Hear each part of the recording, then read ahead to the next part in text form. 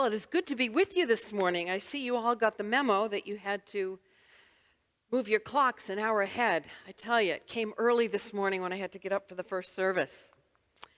Well, this past week, the bishops of our church gathered outside of Birmingham, Alabama, for their spring meeting. And they took part in a civil rights pilgrimage to Montgomery. One of their stops was to the Legacy Museum and the National Memorial for Peace and Justice.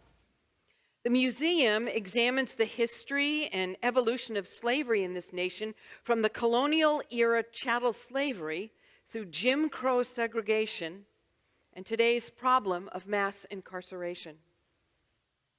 The National Memorial for Peace and Justice draws attention to over 4,400 African Americans who were unjustly lynched without due process as a means to terrorize the communities where they took place. The museum also contains jars of soil from 800 known lynching sites that hold the blood, sweat, and tears of those victims. You would think that with all we have learned about injustice and racism and prejudice, that this kind of violence would have ended by now. Sadly, however, that is not the case. Not all that long ago, James Bird, an African American from Jasper, Texas, was hitchhiking late one night when 3 white men in a pickup truck stopped to give him a ride. They drove him to the woods outside of town where they beat him, chained him by the ankles, and then dragged him behind their truck for 3 miles until he was mangled and dead. One of the 3 men, John William King, a self-proclaimed white supremacist, showed no remorse when sentenced to die for his crime. In fact, he and accomplices even invoked the name of God in defending their actions. Consider another hate crime. This one involved a young man named Matthew Shepard, whose remains were recently reinterred at the National Cathedral in Washington. Shepard, you may recall, was a college student who, because he was gay, was pistol whipped, robbed, tied to a fence in rural Wyoming, and left out in the cold to die. And at his funeral, which was held in the family's Episcopal church, protesters, many of them calling themselves Christians, were carrying signs and banners with messages that were anything but gentle. God hates fags, said one banner. No tears for queers, said another. Ironically, there was another sign outside the church the day of Shepard's funeral, the message on the church's signboard, which quoted the words of Jesus, "Love thy neighbor." While these events occurred over 20 years ago, let us not forget Freddie Gray, Breonna Taylor, George Floyd, Ahmaud Arbery, the shooting victims of a nightclub in Orlando, a Walmart in Texas, or a synagogue in Pittsburgh, and the many acts of violence motivated by callousness and hate that continue today.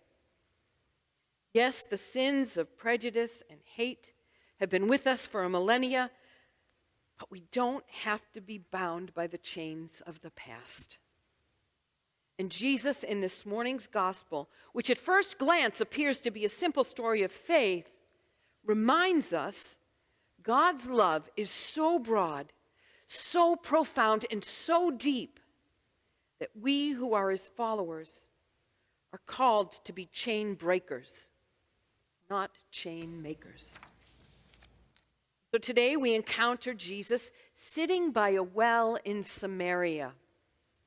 Thirsty from his travels through Samaria, he asks a woman for a drink when she approaches the well to draw water. They begin talking, and he describes a special spiritual sustenance called living water. And he offers information about herself that no stranger could ever know. They speak about worship, and she asks about the Messiah, and he replies, "I am he." She then invites her entire village to meet Jesus. Later, Many of these folks believe because of her testimony. She is one of the Gentile first evangelists. And at first glance, this doesn't seem to be just a simple story about faith. If we look at it closely, however, we find this story also has deep and more profound dimensions as well. So I invite you to notice several details of this story. First, notice that the person with whom Jesus spoke was a woman. It's remarkable that this reading comes within Women's History Month. It's not unusual in our day, but back in the time of Jesus, this was taboo. Even the disciples weren't sure what to make of this, him speaking to a woman. Rabbis, it seems, did their best to avoid speaking to women in public. She was well below his station, not a relative, and given her background, this interaction was even more scandalous. Also notice this woman, while she did not have a name, was not just any woman.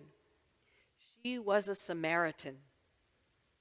The Jewish people, Samaritans, weren't quite as foreign as the Gentiles, but they were religious and cultural outsiders whom any good Jewish rabbi would regard with a fair measure of suspicion and distrust. And this distrust was so widespread that the woman herself is startled by Jesus' initiative. She even says to him, "How is it that you, a Jew, ask a drink of me, a woman of Samaria?" I also find it curious that the woman came to the well in the heat of the day. Typically, people went to the well in the morning or in the evening to avoid the hot noon sun. So I wonder if she was trying to avoid something worse than the heat. Maybe to avoid the burning glances of those from the village who shunned her because of her past and present marital status, currently living with a man who was not her husband. Such a lifestyle would provide grist for the gossip mill in her day, as well as our own. It probably made it really uncomfortable for her to be with the rest of the village in the morning drawing water. Then also notice at the beginning of the story, in the opening verses of the chapter, John wants us to know that Jesus had to go through Samaria. Theologian and preacher Fred Craddock observes, to say that Jesus had to pass through Samaria is clearly not a statement about historical or geographical necessity. Jesus' obligation to pass through Samaria is actually a theological statement, consistent with the words that we heard last week in John's Gospel. For God so loved the world that he gave his only begotten Son. So in other words, Jesus' mission, as John understood it, was not just to the lost sheep of the house of Israel, but to the whole world. And that even included those that lived in Samaria.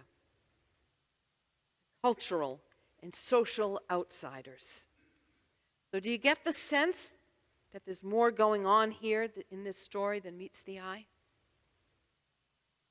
Friends, here at the well, we meet this Samaritan woman and this Jewish rabbi who are as different from each other as those people I mentioned not too long ago.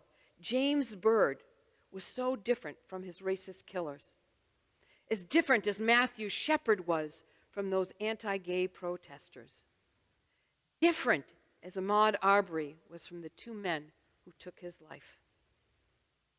Everything we know about human relations suggests that these two at the well should ignore each other at best, or even worse, taunt or demean one another. How incredibly surprising when Jesus breaks down all the barriers of race and gender and moral superiority by making a simple request. Give me a drink. And I could almost hear the thought swirling around the Samaritan woman's response. You want me to give you a drink? Do you know what you're asking? Don't you realize that for years your people have drunk from different water fountains, eaten in separate restaurants, sat at different ends of the bus? How is it that you, a Jew, ask a drink of me, a woman of Samaria? We're not supposed to drink from the same cup. You know, it's against the rules. It goes against the grain of our society. Don't you know what you are asking? But of course, he did know. He knew precisely what he was doing. Because by reaching out to this foreign woman of questionable morality, this outsider in her own world, Jesus was demonstrating the amazing grace of God with love, not judgment. He shone the light on her past to shake her out of her complacency so that she could have a new and different future. He did that often in his ministry, by eating and drinking with outcasts, forgiving sinners, calling all to repent and to believe the gospel. And the good news, friends, is that he continues to do this by shining the light on the chains of our past, that we too might imagine a different future. To break these chains, though, comes at a cost. Jesus earned the wrath of those who wanted to preserve the status quo in a lynching of his own. But in the process, our chain breaker, not the chain maker, broke the bonds of oppression, hatred, and prejudice to show the world once again that goodness is stronger than evil and the unconditional love of God is broad and deep and wide and available to all, even those who make chains. Friends, I don't know about you, but I want a different future. One that is not bound by the chains of our past, but instead benefits all. Benefits all God's children. So with God's help, let us all be chain breakers.